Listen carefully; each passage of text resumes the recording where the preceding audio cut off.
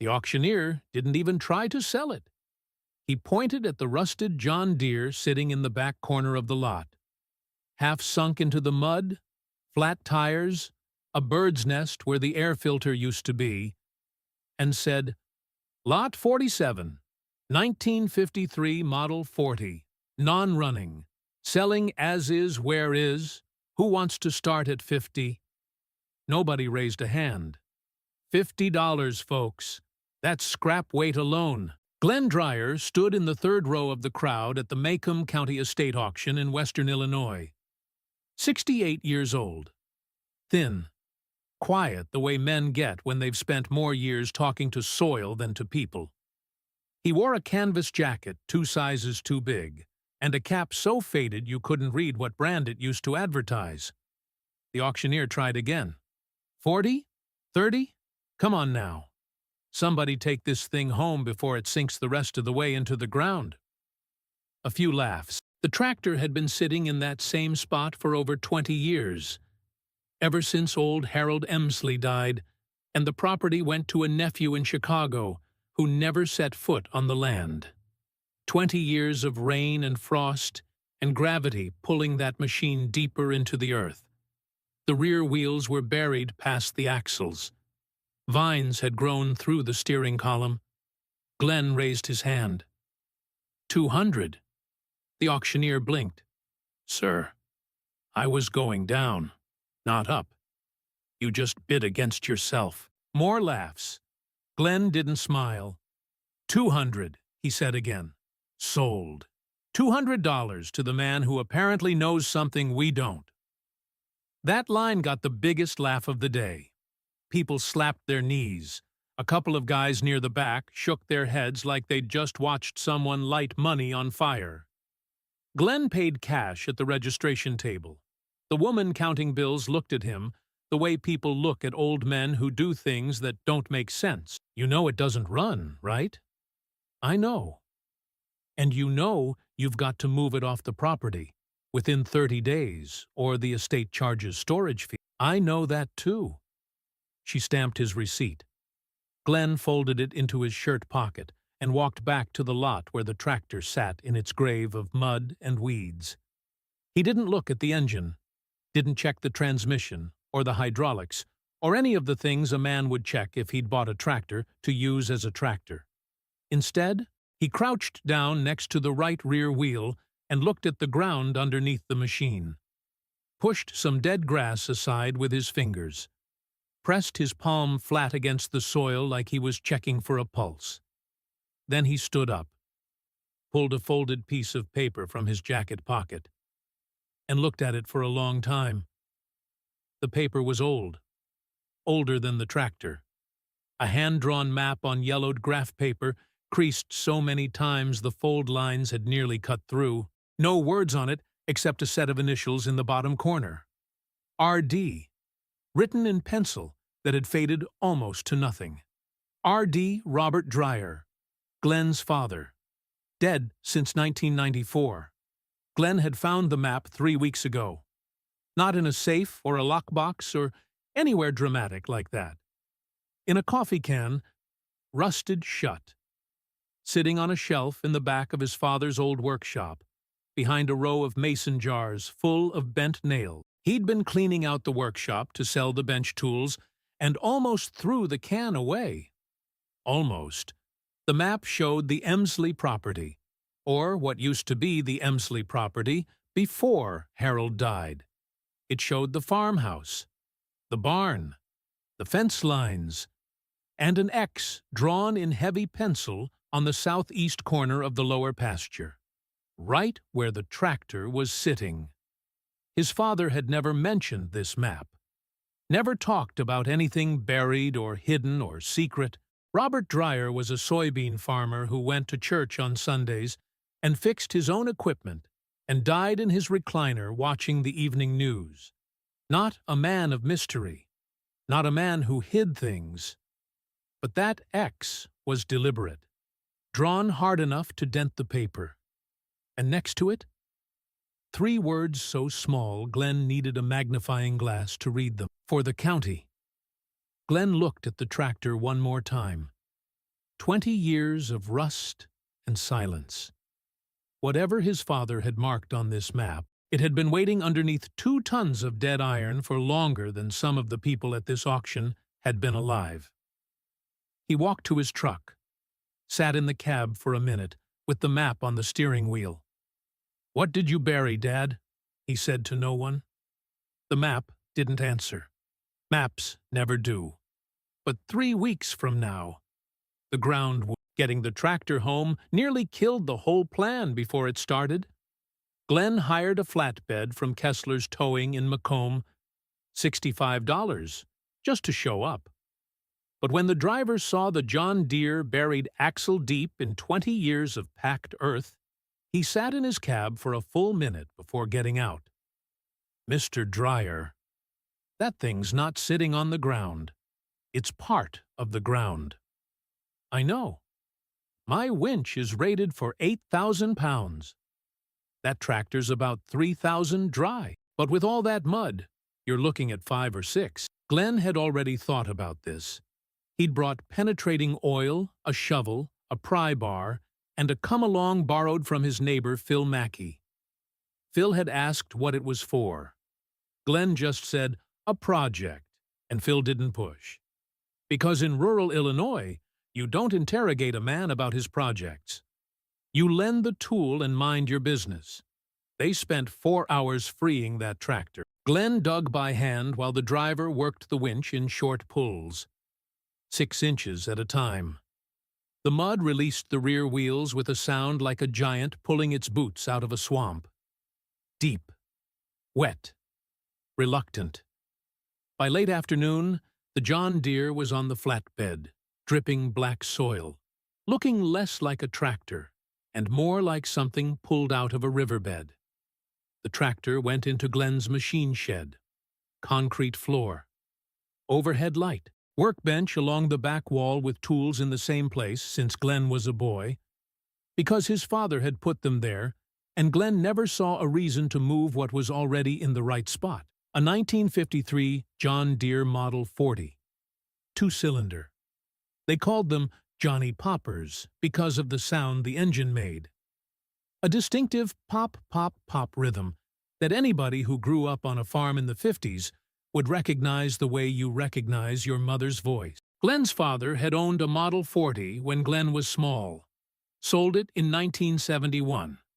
Glenn remembered crying when the tractor left on the back of a trailer.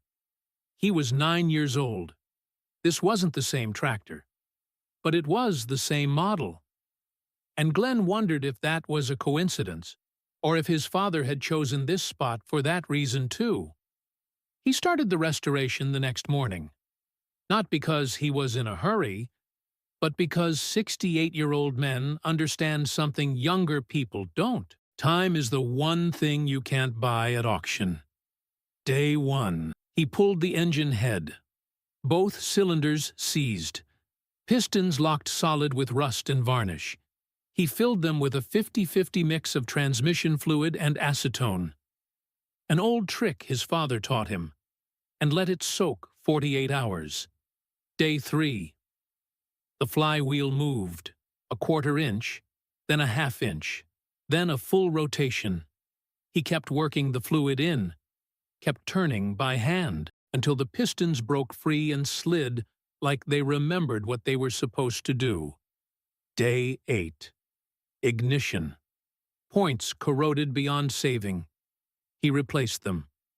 Set the timing the way his father showed him at 12 years old, by ear. Turn the distributor until the engine sounds right. No timing light, no computer. Just listen.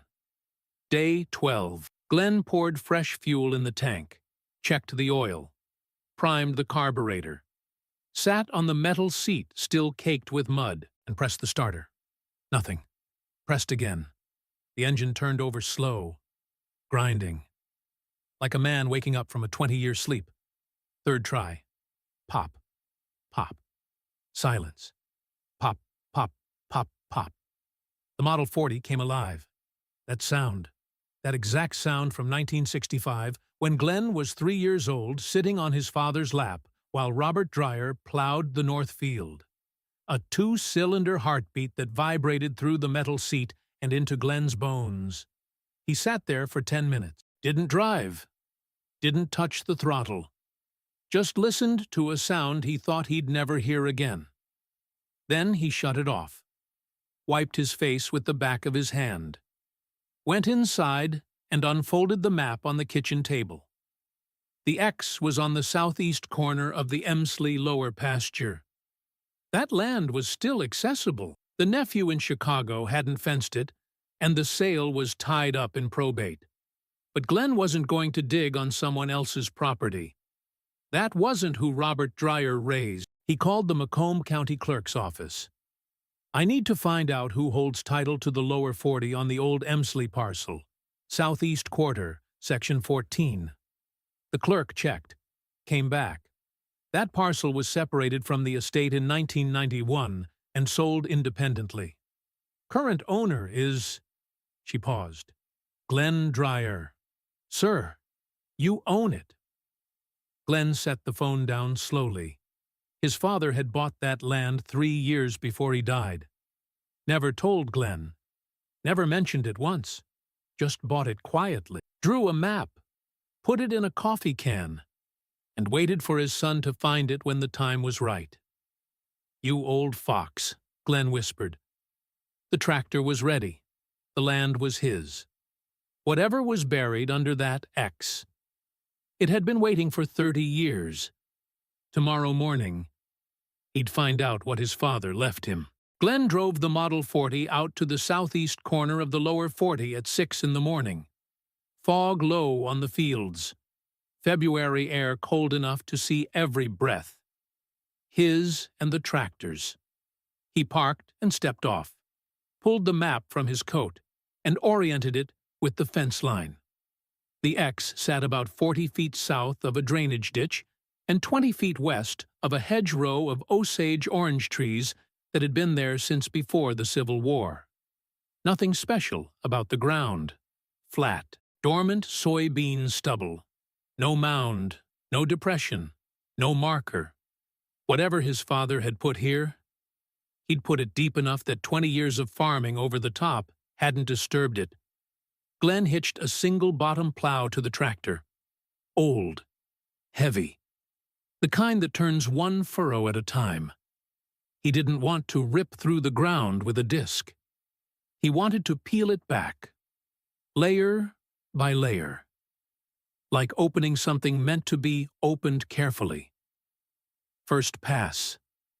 8 inches deep. Black Illinois topsoil.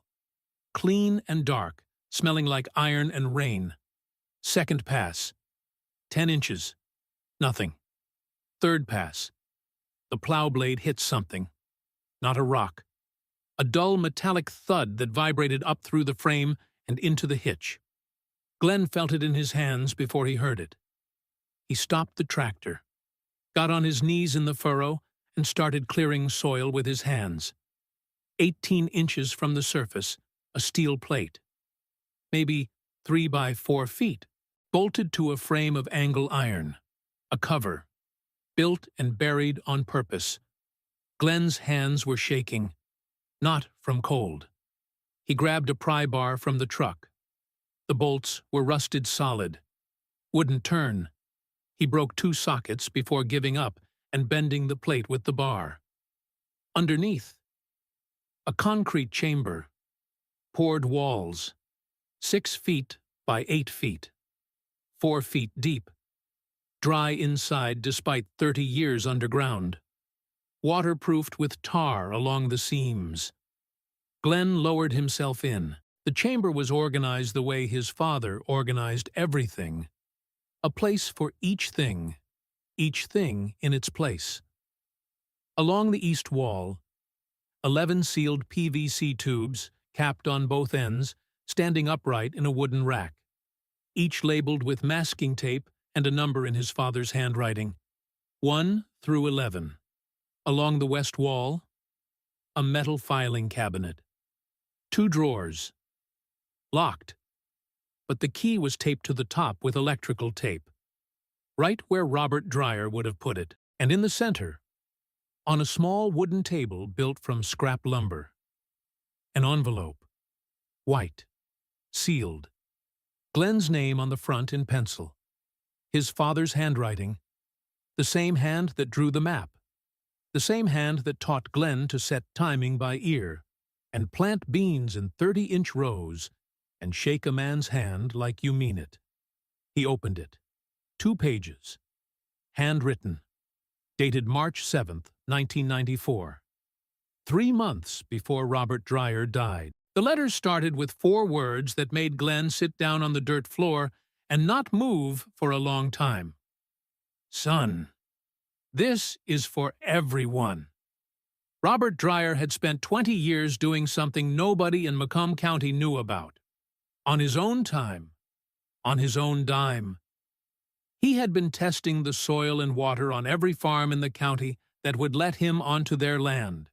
Every season, every year, documenting mineral content, drainage patterns, water table depth, contamination levels from agricultural runoff. The PVC tubes contained soil core samples from 11 farms spanning 20 years. The filing cabinet held notebooks, dozens of them, filled with handwritten data and observations. Robert Dreyer was not a scientist, no degree, no lab, no funding. A soybean farmer with a high school diploma who noticed in the early 70s that the creek behind his property was changing color after heavy rains, and instead of complaining, he started measuring. The letter explained why he'd buried it. Not because it was a secret, but because he was afraid. He'd brought his findings to the County Agricultural Extension Office in 1989. They dismissed him. A farmer without credentials telling professionals about contamination? They told him to focus on his soybeans and let the experts handle it. So Robert buried the evidence where nobody could lose it or throw it away. Under a dead tractor on land he'd buy himself, with a map for his son. The county is losing topsoil faster than anyone knows, the letter read. The water is carrying things it shouldn't. These samples prove it. I couldn't get anyone to listen while I was alive. Maybe you'll have better luck. Glenn sat in that chamber for over an hour, reading the letter 3 times, holding notebooks his father filled over 2 decades of quiet, invisible work. Then he climbed out, stood in the February air next to the tractor that led him here, looked across the fields his father spent his life trying to protect.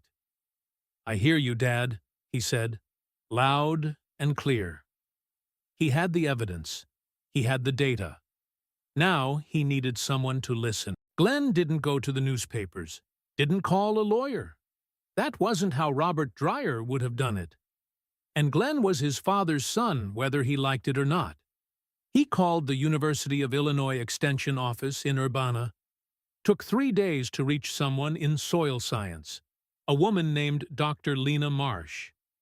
Mid-40s, practical voice, the kind of person who listens before she talks. "Mr. Dreyer, we get a lot of these. Farmers find old containers and think they've discovered something. Most of the time, it's nothing. Ma'am, it's 11 sealed core samples from 11 farms spanning 20 years, labeled, dated, with handwritten field notes documenting collection methods and coordinates triangulated against fixed landmarks." Silence. Then, "I'm driving down tomorrow." Dr. Marsh arrived Thursday morning. She brought a graduate student named Kevin, who looked like he'd rather be anywhere else. Kevin stopped looking bored about 10 minutes into the chamber. She opened the first PVC tube. Inside, a soil core wrapped in aluminum foil, sealed with wax, packed in dry rice to absorb moisture. Textbook preservation. Better than textbook. Because Robert Dreyer hadn't learned it from a textbook. He'd figured it out by thinking about what would keep soil stable underground for decades. "This is museum-quality sample preservation," Dr. Marsh said. "Who taught your father to do this?" "Nobody. He taught himself." The notebooks were the real treasure. 47 composition books, black and white marbled covers. Robert Dreyer had filled them with data in neat columns. Soil pH, nitrogen, phosphorus, water table depth measured with a homemade probe, nitrate concentrations in creek water sampled monthly for 20 years. Dr. Marsh read notebook number 1 for 40 minutes. When she looked up, her eyes were different. Your father documented a 20-year decline in topsoil organic matter across this entire region. He pinpointed exactly when the loss accelerated and correlated it with changes in tillage and drainage tile installation. He wrote in the letter that nobody wanted to hear it, Glenn said. In 1989, no. The ag industry was pushing maximum yield. Anyone talking about soil loss was an obstacle. She closed the notebook. But this is exactly what we've been trying to reconstruct. 20 years of baseline data from this region doesn't exist in any university database. Your father collected what nobody else thought to collect. The university sent a full team the following week. 6 researchers, 3 days cataloging. Every sample transported to Urbana in climate-controlled containers. Notebooks digitized page by page. Word got around the way it does in small counties. Through the feed store, through the diner. The first farmer to show up was Dale Kimball, 300 acres north of town. Family on that land since 1923? Your dad tested my soil? Dale asked, hands in his pockets, standing in Glenn's driveway. 1974 through 93, every spring and fall. He never told me. He never told anyone. Dale stood there a minute. Then, my well water started tasting different about 10 years ago. County said it was fine, but I stopped letting my grandkids drink it. More farmers came that week. Then the phone started ringing from families whose land Robert had tested decades ago, wanting to know what he'd found about their soil, their water, their future. Dr. Marsh published a preliminary paper 4 months later. Robert Dreyer's data showed nitrate contamination migrating through the water table across Macomb County, matching the exact timeline of large-scale tile drainage installation. His homemade measurements were within 3% of what modern lab equipment confirmed when the university retested the same sites 30 years later. 3%. A farmer with no degree and a $2 notebook matched the accuracy of a university laboratory. The county held a meeting in the VFW hall in September. Standing room only. Dr. Marsh presented the findings. Glenn sat in the 3rd row and didn't speak. At the end, Dale Kimball stood up in the back. Didn't raise his hand, just stood. I want to know why nobody listened to him in 1989. The room went quiet. Nobody answered. Because there was no good answer. Glenn drove the Model 40 back to the lower 40 that evening, parked next to the open chamber. Now empty. Every sample in the hands of people who would finally use them. He sat on the tractor seat in the fading light. Pop, pop, pop at idle. That same heartbeat. His father spent 20 years gathering evidence the land was in trouble. Couldn't get anyone to care. So he sealed it in the ground and trusted that someday his son would find a dead tractor at an auction, follow a map drawn in pencil, and open what needed to be opened. For the county, Glenn said out loud, the 3 words from the map. Not for money, not for recognition, for the neighbors, for the dirt under their feet that was quietly dying while everyone looked the other way. He shut off the tractor. The pop, pop, pop faded into silence. He sat there until the stars came out. The same stars his father watched from this same ground while he poured concrete walls and sealed tubes and wrote letters to a son who wouldn't read them for 30 years. Some men leave their children money. Some leave land. Some leave nothing. Robert Dreyer left the truth. and trusted his son to know what to do with it.